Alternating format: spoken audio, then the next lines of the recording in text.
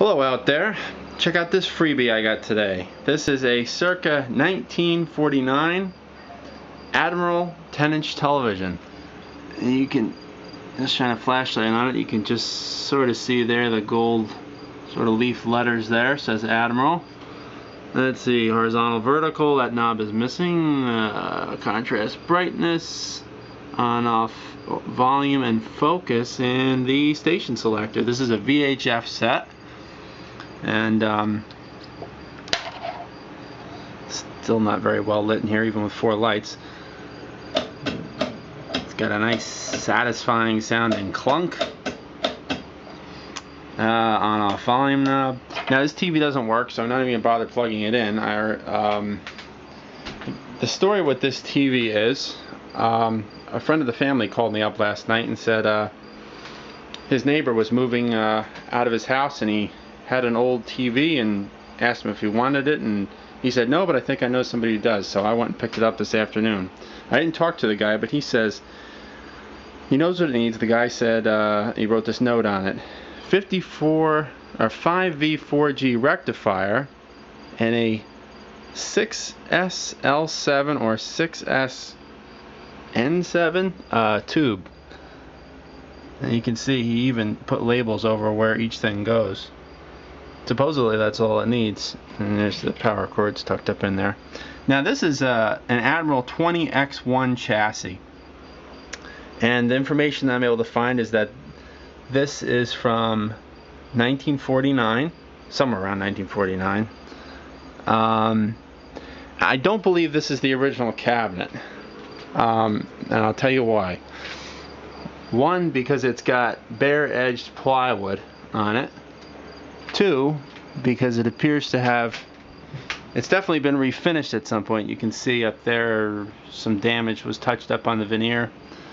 The veneer around the TV itself is a much finer grade than what we see over here. This is just looks like regular quarter round molding. You can even see the nails and marks from hammering the nails in that hold it in place. Also, it's held together with screws on the bottom, and I'm not going to flip it over, but the underneath is cut out of a solid. Actually, you know what, I will flip it over because you'll see exactly what I'm talking about. Oh, careful. The bottom is made out of a solid piece of 3/4 inch or so pine, and it's pretty crudely cut. You can see here.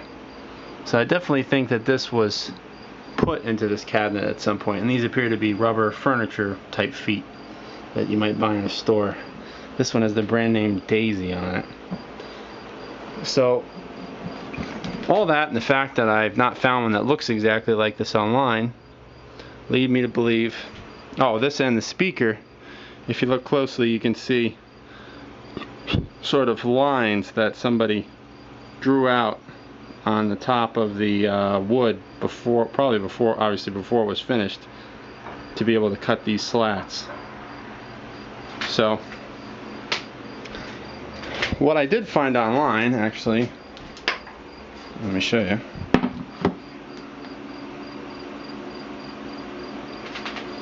Yeah, so what I have been able to find out is that the chassis, the 20X1, is from 1949, and this is one of the cases that it came in, which was all bakelite.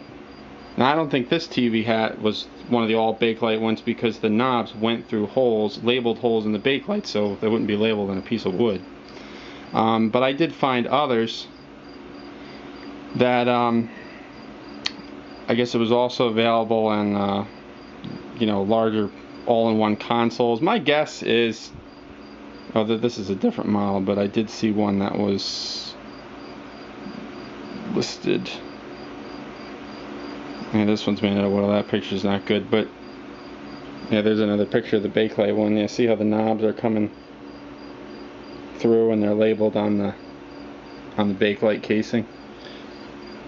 So I don't think it was that, but the way they did these old televisions a long time ago is they had one chassis, and